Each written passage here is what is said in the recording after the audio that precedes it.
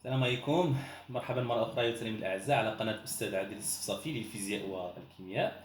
إذا كما سبق لي وعدتكم بأن غندير لكم الدرس ديال المقاومة الكهربائية قانون أوم بالفرنسية، وكان سبق لي حطيت الدرس بالعربي بالنسبة للتلاميذ اللي ما عندهمش مسلك الدولي ممكن يرجعوا ليه ويشوفوا على القناة ديالي. مفهوم؟ إذا الآن غادي نبداو بهذا الدرس هذا اللي هو أول درس في الوحدة ديال الكهرباء بالنسبة للسنة الثالثة إعدادي، درس قانون أوم مقاومة الكهربائية لا ريسبونس إلكتريك الوضع.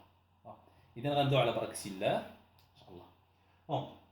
Alors, donc cette leçon, d'accord, donc de la résistance électrique et la loi Lois. Alors, donc, avant de commencer, on doit faire un petit rappel. C'est très important pour mieux comprendre cette leçon et surtout la loi d'Ohm. On doit faire un rappel concernant la résistance électrique, concernant même toutes les grandeurs physiques que vous avez vues au cours du première année collège et en même au deuxième année collège, et surtout les grandeurs qu'on va les utiliser dans cette leçon. D'accord. Bon, alors je vais commencer par la première chose que vous avez vue, c'est la première leçon. D'ailleurs, donc d'un circuit circuit électrique simple. Alors, je vais commencer par le circuit électrique simple et au même temps, donc je vais introduire en quelques dipôles, d'accord, actifs ou bien des dipôles passifs. Et en même temps, je vais introduire, donc on va parler des grandeurs physiques que vous avez vues déjà.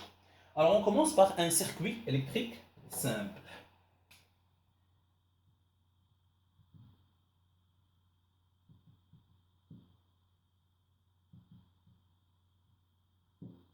Alors, un circuit électrique simple. Alors, je vais schématiser le circuit électrique simple. Alors, un circuit électrique simple se compose de quoi? Il se compose d'un générateur, d'accord, des récepteurs. Alors, l'exemple des récepteurs, on a les lampes, d'accord, des moteurs, d'accord, des dipôles, d'accord, par exemple la résistance, les diodes, et des fils de connexion, ensuite l'interrupteur. Très bien. Alors, je vais commencer par le générateur. Alors, le générateur, alors on peut schématiser le générateur de cette façon. C'est un dipôle qui est actif, qui contient deux bornes. Une borne positive, c'est la plus grande, et une borne négative. D'accord. Donc, je peux faire ici l'interrupteur. Alors, l'interrupteur, qu'est-ce qu'elle fait? Le rôle de l'interrupteur, c'est quoi? C'est elle commande le circuit électrique. S'il est fermé, on dit que le circuit est fermé. Si il est ouvert, on dit que le circuit est ouvert. Très bien. Alors, ça, c'est un interrupteur, c'est un interrupteur qui est fermé. Ensuite, la lampe. D'accord. Alors, une lampe. Donc, je peux schématiser la lampe de cette façon. Alors, on peut même ajouter, par exemple, un moteur. D'accord, par exemple. Ensuite, je peux ajouter un autre dipôle. Et ce dipôle qui s'appelle la résistance électrique. D'accord, c'est la résistance électrique. Donc, c'est ça le symbole normalisé de la résistance électrique. Et d'ailleurs, donc la lampe, c'est le symbole normalisé de la lampe, ça c'est le symbole normalisé du moteur. Alors toujours, pour introduire un dipôle, on doit chercher quel est le symbole normalisé pour schématiser un circuit électrique simple. D'accord. Alors donc, alors on peut même ajouter la diode. D'accord. Donc la diode de symbole suivant.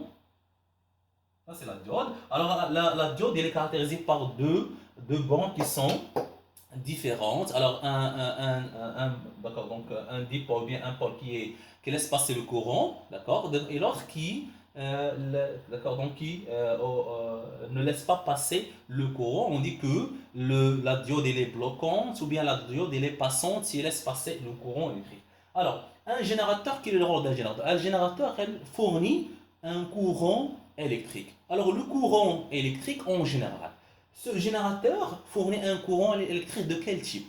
Alors, donc, on a deux types de courant. On a un courant électrique qui est direct, d'accord, ou bien continu, ou bien un courant électrique qui s'appelle le courant électrique alternatif. D'accord. Alors, ce qu'on va faire, c'est le courant électrique qui est continu. Et ce générateur fournit un courant électrique continu. En général, le courant électrique continu est caractérisé par le symbole, ou bien on symbolise le courant électrique continu par la lettre E, les deux lettres DC, ou bien on trouve égal. Si on trouve DC est égal, ça veut dire qu'on parle d'un courant électrique qui est continue. Si on trouve la lettre AC, ça veut dire alternative courant, d'accord? Ça veut dire donc là, on parle d'un courant électrique alternatif, d'accord? Ou bien on peut trouver le symbole suivant, alternative, d'accord? Et ça c'est alternative, ça veut dire alternative et sinusoïdale. Très bien, ça c'est ce que vous avez fait au deuxième année collège, d'accord? Alors ce générateur, qu'est-ce qu'il fait? Il fournit un courant électrique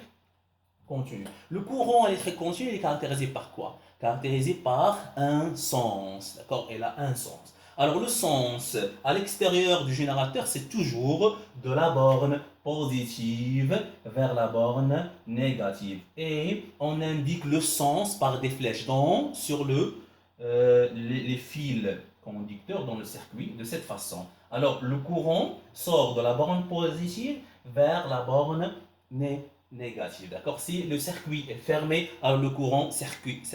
Si le circuit pardon n'est pas, il est ouvert, alors donc le courant ne circule pas. Très bien. D'accord.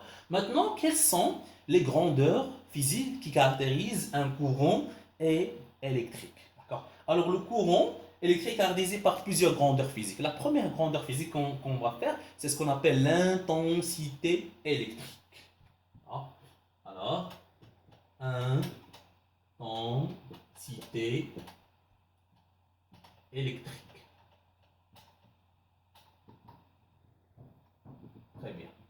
Alors l'intensité électrique, chaque grandeur physique est caractérisée par trois choses. Un symbole, unité légale et un appareil de mesure.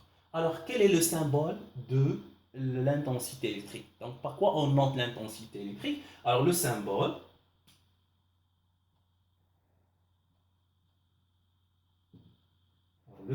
alors on note l'intensité par la lettre I. D'accord? On dit intensité électrique, donc quoi? C'est la lettre I.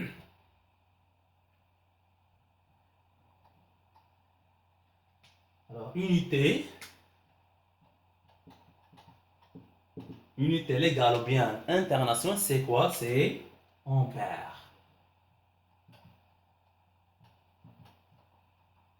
Alors, deux symboles A. Et maintenant, l'appareil.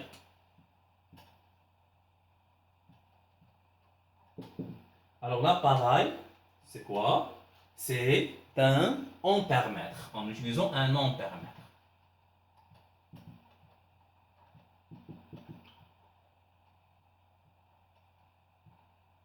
Alors, l'ampèremètre. Alors, maintenant, l'ampèremètre, qu'est-ce qu'elle mesure? Alors, elle mesure l'intensité électrique qui circule. On dit qui circule ou bien qui traverse par exemple la lampe, qui traverse le moteur, qui traverse la résistance électrique. D'accord? Alors, maintenant, pour introduire l'ampèremètre. Alors, donc, l'ampèremètre tout d'abord, pour utiliser l'ampèremètre, c'est ça ce que vous avez vu. Alors, je ne vais pas rappeler comment utiliser un ampèremètre, d'accord? Et d'ailleurs, on utilise un multimètre, d'accord? Un multimètre en fonction d'ampèremètre, en choisissant le plus grand calibre. Ensuite, avant de fermer le circuit, si l'aiguille, d'accord, donc ne varie pas, si on utilise par exemple un ampèremètre analogique, on doit diminuer la valeur de ce calibre, et ainsi de suite, d'accord? Et en appliquant la formule I égale à C fois 1 divisé par grand N, d'accord? Si on utilisant alors, un ampèremètre analogique. Si on utilise un ampèremètre numérique, alors c'est simple, à travers l'écran, on peut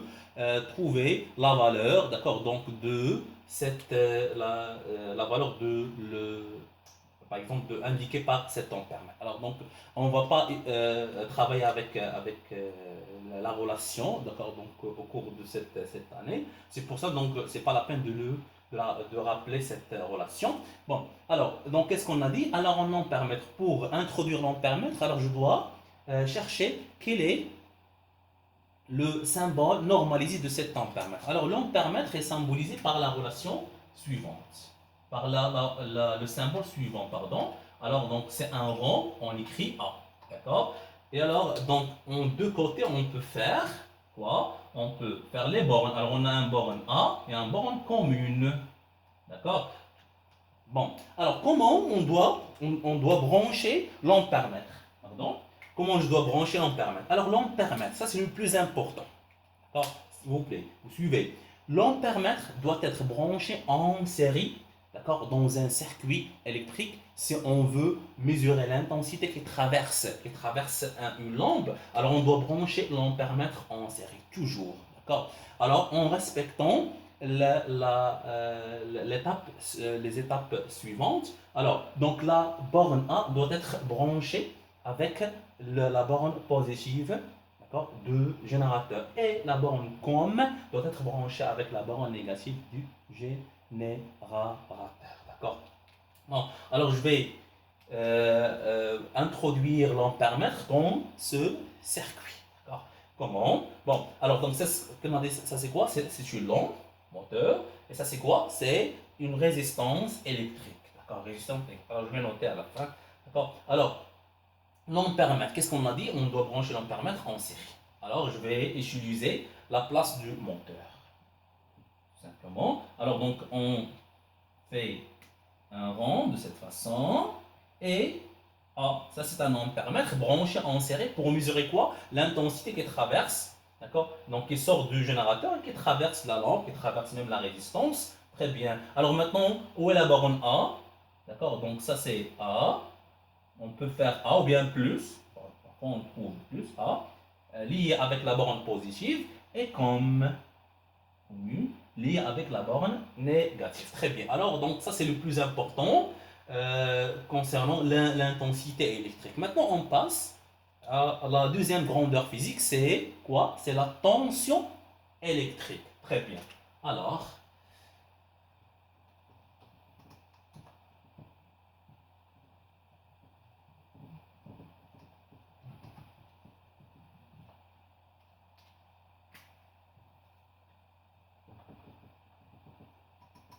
la tension électrique. Très bien. Alors, la tension électrique, c'est une grandeur physique. Qu'est-ce qu'on a dit? Chaque grandeur physique est caractérisée par quoi? Par symbole, unité légale et un appareil. Alors, quel est le symbole de la tension? Alors, c'est U. Très bien. Alors, c'est U. On symbolise la tension U. C'est pas par T. D'accord? Donc, on symbolise la tension par U. L'unité légale. D'accord? L'unité légale, c'est quoi? C'est le volt. V. Très bien. L'appareil de mesure, c'est un voltmètre. C'est un voltmètre. D'accord? Maintenant, quel est le symbole normalisé de voltmètre? D'accord? Alors, un symbole normalisé, donc on fait un rond, on écrit V. D'accord? Toujours, donc, il y a la borne V et la borne COM. Alors, la borne V doit être branchée avec la borne positive et COM doit être branchée avec la borne négative. Mais quelle est la différence? La différence, pardon, entre un voltmètre et un ampèremètre. Alors, donc, un voltmètre, qu'est-ce qu'il mesure? Il mesure la tension, on dit la tension entre les bornes. Entre les bornes du générateur, la tension entre les bornes de la lampe, la tension entre les bornes d'une résistance, pardon, la tension entre les bornes, d'accord, donc d'un moteur. Bon, alors, donc la différence entre les deux, l'ampèremètre et le voltmètre, c'est que le voltmètre doit être branché en dérivation, en parallèle, en dérivation avec le dipôle quand on désire mesurer sa tension. Par exemple, on désire mesurer la tension de cette lampe, alors on doit brancher le voltmètre en dérivation de cette façon, soit à l'extérieur, d'accord? On peut l'utiliser comme ça, voilà, V, ou bien même à l'intérieur, d'accord? Donc je peux l'utiliser ici à l'intérieur, de cette façon, d'accord? Comme vous voulez. L'essentiel, c'est qu'on doit brancher le voltmètre.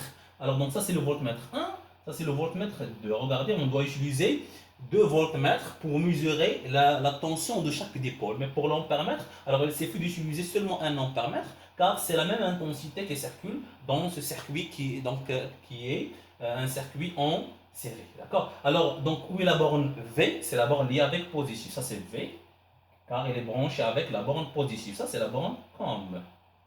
La même chose. Alors, ça, c'est la borne COM, car il est branché avec la borne négative. Ça, c'est la borne V. D'accord? Très bien. Alors, ça, c'est pour la tension électrique. Alors, ce sont les grandeurs les plus importantes qu'on va voir au cours de cette leçon, et même pour les autres les leçons qu'on va faire après concernant la puissance électrique et l'énergie électrique. Alors maintenant, la dernière grandeur physique qu'on va faire, c'est la grandeur qui est en relation avec notre leçon d'aujourd'hui, c'est la résistance électrique.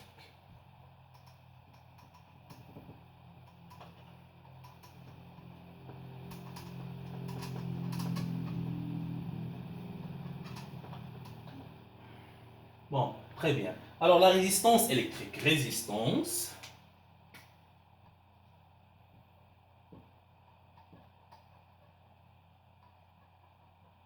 La résistance électrique. Très bien. Alors la résistance électrique, donc on trouve la résistance électrique. D'ailleurs, la résistance électrique, c'est une grandeur qui caractérise quoi? Qui caractérise ce qu'on appelle le conducteur ohmique. Car conducteur ohmique, ça c'est le plus important. Conducteur. Alors, un conducteur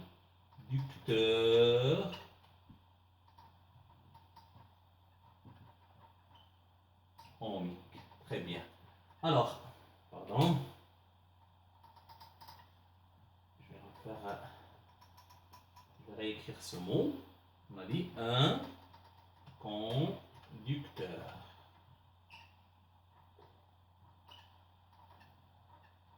Alors, un conducteur ohmique. Très bien. Alors maintenant, c'est quoi un conducteur ohmique? Alors, un conducteur ohmique, c'est un dipôle. D'accord? Passif. Ça veut dire quoi passif? Ça veut dire il ne donne pas, il ne nous fournit pas un courant électrique. D'accord. Alors, ou bien, donc la tension entre les bornes est toujours nulle, il n'est pas branché dans un circuit. Alors, un dipôle, c'est un dipôle qui est passif, qui a deux bornes identiques, sont les mêmes. Et caractérisé par quoi? Caractérisé par une résistance électrique. Alors, le mot conducteur, d'abord, ça veut dire quoi? Ça veut dire, donc, c'est un objet, c'est un élément qui conduit le courant électrique. Très bien. Ohmique, alors, on vient du mot Ohm. Alors, Ohm, c'est un physicien allemand. D'accord? Donc, qui est à l'origine de quoi? De cette loi, de la loi d'Ohm. Alors, l'Ohm, c'est un physicien allemand. Alors, ce qu'on dit conducteur ohmique, les conducteurs ohmiques sont caractérisés par une grandeur physique qui s'appelle une résistance électrique. Très bien. Alors, la résistance électrique, quel est son rôle dans un circuit électrique? C'est ce qu'on va voir. Mais avant de ça, on doit faire un rappel de ce que vous avez vu l'année dernière, ou bien aux premières années collège, concernant la résistance électrique, puisque la résistance est une grandeur physique. Alors, quel est son symbole? Quelle est l'unité? Quel est l'appareil utilisé pour mesurer la valeur de la résistance électrique? Alors, le symbole de la résistance. Alors, la résistance, c'est résistance électrique. On symbole la résistance par la lettre R. D'accord? C'est par R.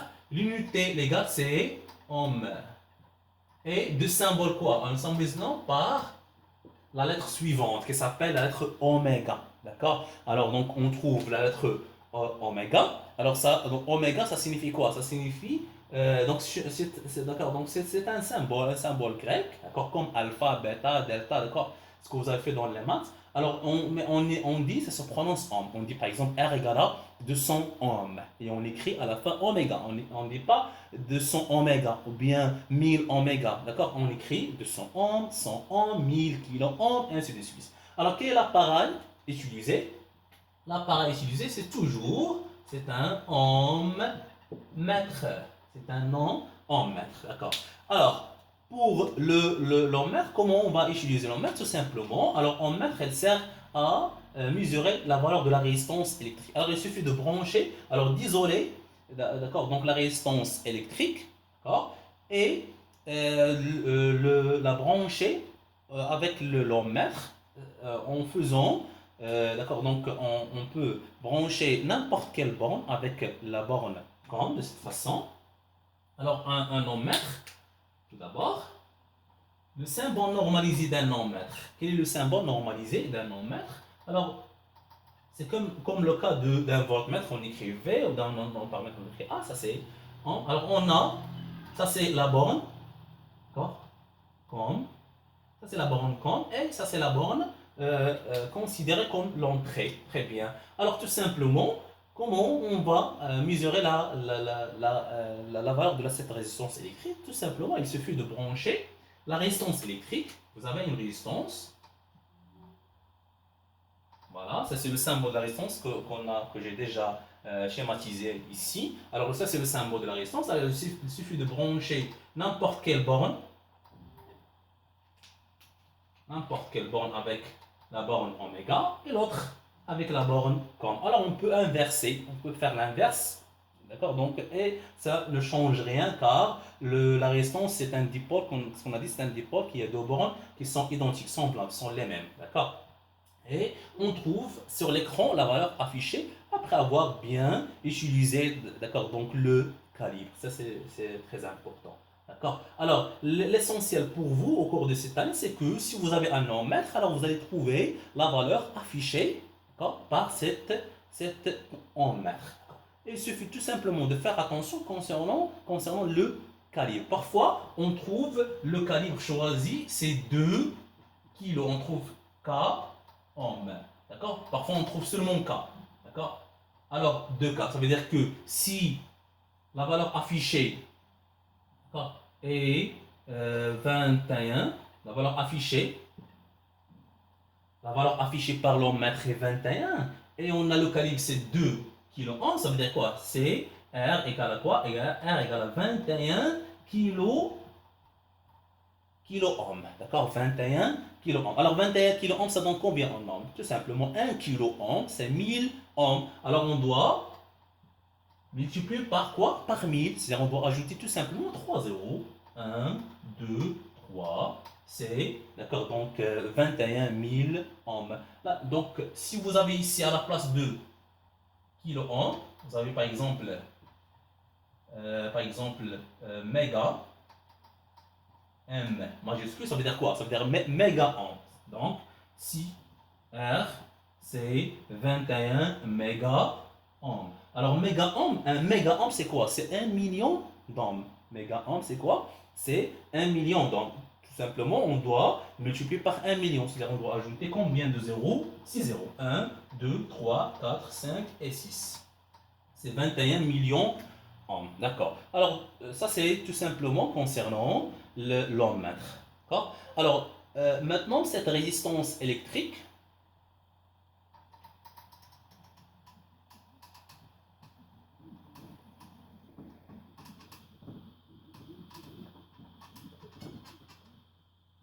alors la résistance électrique ou bien les conducteurs ohmiques, alors donc on trouve le conducteur toujours dans des composants, donc des appareils électroniques, par exemple PC portable, téléphone portable, et on trouve toujours, on cherche dans ces appareils, on trouve toujours que ces conducteurs ohmiques ou bien ces résistances électriques, d'abord si vous avez entendu le mot conducteur ohmique, c'est la même chose, c'est résistance électrique, d'accord?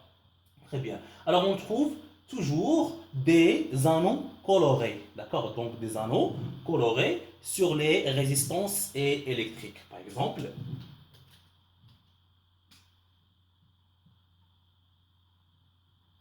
alors d'ailleurs donc c'est un dipôle qui est cylindrique, d'accord? Mais l'essentiel pour nous, donc ces anneaux colorés, bien ces couleurs qu'on trouve sur ces résistances électriques, quel est son rôle, d'accord? Comment on va utiliser ces résistances électriques, d'accord, pour bien calculer ou bien déterminer la valeur de la résistance électrique.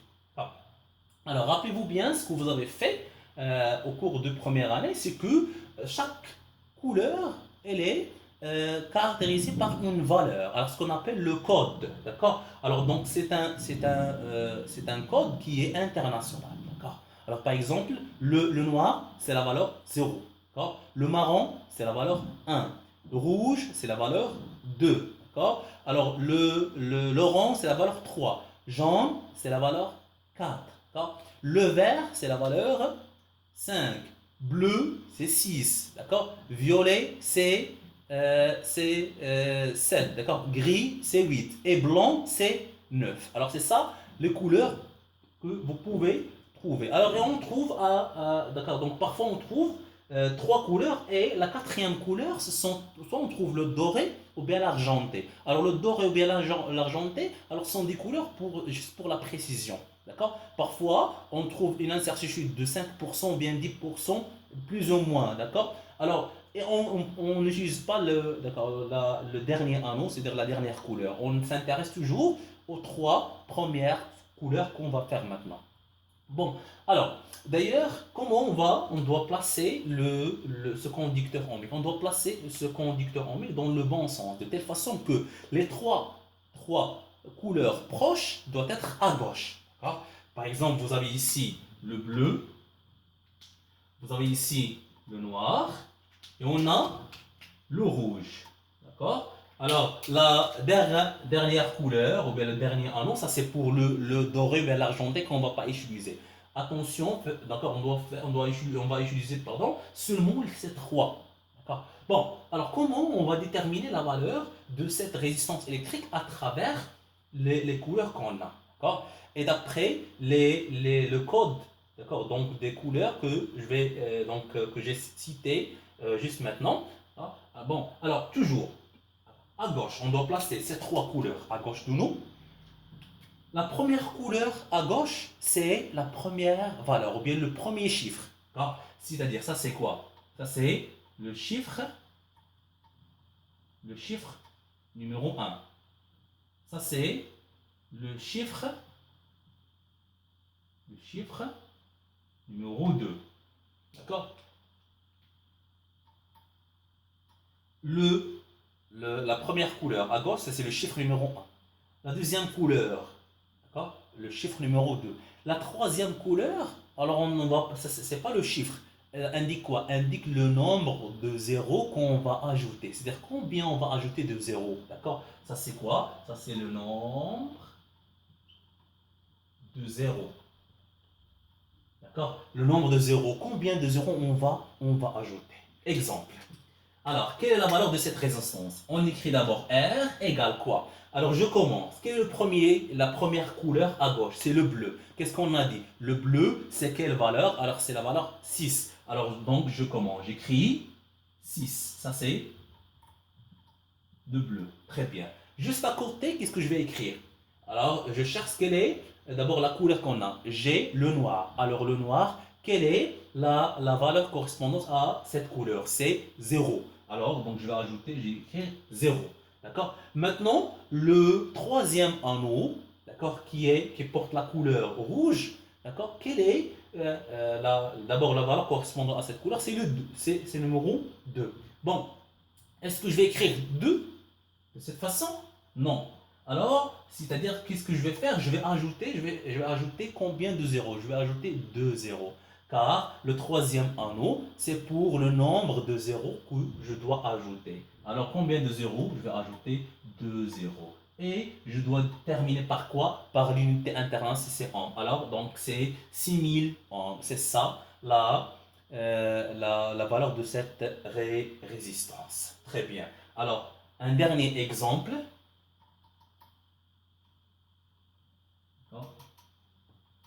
Alors, ça c'est tout simplement, ça c'est juste un rappel, d'accord? Un rappel et seulement pour s'assurer que, pour ne pas rater, d'accord, donc aucune chose. Alors, parfois, alors vous pouvez trouver cette question dans un devoir, d'accord, donc, mais pour l'examen, alors donc je pense pas. Pour l'examen, donc ça c'est juste pour rappeler l'essentiel ou bien l'importance de cette résistance électrique et son rôle et comment on va utiliser la résistance électrique. Bon. Alors, donc, on a dit l'exemple. L'exemple, je vais prendre la première couleur, c'est le vert. La deuxième couleur, c'est le rouge. Et la troisième couleur, c'est le noir. Alors, quelle est la valeur de cette résistance? R égale à quoi? Alors, le premier chiffre, c'est... Alors, donc, le premier anneau d'abord, c'est quoi? C'est le vert. Le vert, c'est quoi? C'est quelle couleur? C'est c'est quelle valeur? C'est 5. Alors, je vais écrire 5. D'accord? Alors, le deuxième anneau, c'est le rouge. Alors, quelle est la valeur correspondante à cette couleur? C'est quoi? C'est numéro 2. Alors, je vais écrire 2. Alors, la troisième couleur, c'est pour le nombre de zéros. C'est-à-dire combien de zéros je vais ajouter. Le noir, c'est quelle valeur? C'est 0. D'accord? Bon, alors, qu'est-ce que je vais faire? Est-ce que je vais écrire 0? Non. Je vais dire combien je vais ajouter de 0. Alors, je ne vais rien ajouter. D'accord? Car c'est la valeur 0. Et je termine par l'unité, c'est D'accord, donc la valeur de cette résistance R égale à 52 ohms. Très bien. Bon, alors, si à la place du noir, j'ai le marron c'est numéro 1, combien de zéros je vais ajouter? Je vais ajouter un zéro. Si à la place du noir, pardon, j'ai la couleur orange, je vais dire la couleur orange, c'est le numéro 3. Combien de zéros je vais ajouter? Je vais ajouter 3 zéros. D'accord? Alors, je pense que vous avez bien compris cette application. Alors maintenant, quel est le rôle de la résistance électrique dans un circuit? D'accord, lorsqu'on introduit la résistance dans un circuit. Très bien. Alors je vais utiliser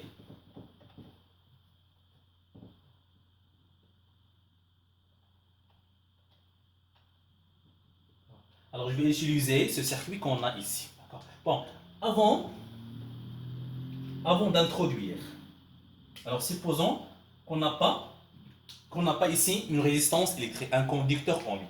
Avant d'introduire cette résistance, alors donc on a utilisé l'ampèremètre, on a utilisé une lampe et un générateur. Alors la valeur indiquée par l'ampèremètre, I, par exemple, c'est 210 milliampères. D'accord? Et à la fin, je vais vous faire des exemples pour mieux comprendre la conversion, comment on va convertir le milliampère en ampère, ou bien le ohm en kiloohm, et ainsi de suite. Alors, I égale à 220 milliampères. D'accord? Donc, ça, c'est la valeur affichée par l'ampèremètre. Maintenant, qu'est-ce qu'on va faire? On va introduire une résistance électrique dans un circuit. C'est-à-dire, on va introduire un conducteur ohmique. Alors, le conducteur ohmique, quel est le symbole ohmique du conducteur ohmique? Tout simplement, c'est un rectangle qui a deux bornes identiques. Alors, donc, qu'est-ce qu'on va remarquer après avoir introduit cette résistance électrique? Alors, donc, on va remarquer que l'éclat de la lampe devient plus faible. D'accord? Alors, donc, la lampe brille moins fort que le premier cas. Et l'ampèremètre indique une valeur, d'accord, donc inférieure à cette résistance électrique. Par exemple, alors 78 milliampères. Au premier cas, il a indiqué 210 milliampères. Dans ce cas, il a indiqué 78 milliampères. Alors, quel est le rôle de la résistance électrique lorsqu'on l'introduit dans un circuit électrique? Alors, son rôle, elle affaiblit le courant, l'intensité de courant, ou bien le courant électrique, en diminuant son intensité. Alors, elle diminue l'intensité électrique. Alors, c'est pour cela qu'on appelle résistance. Elle résiste au courant électrique.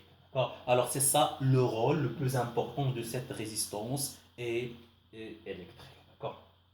Alors, très bien. Alors, je pense que vous avez bien compris cette partie, ce rappel. Alors, juste, donc, une dernière remarque concernant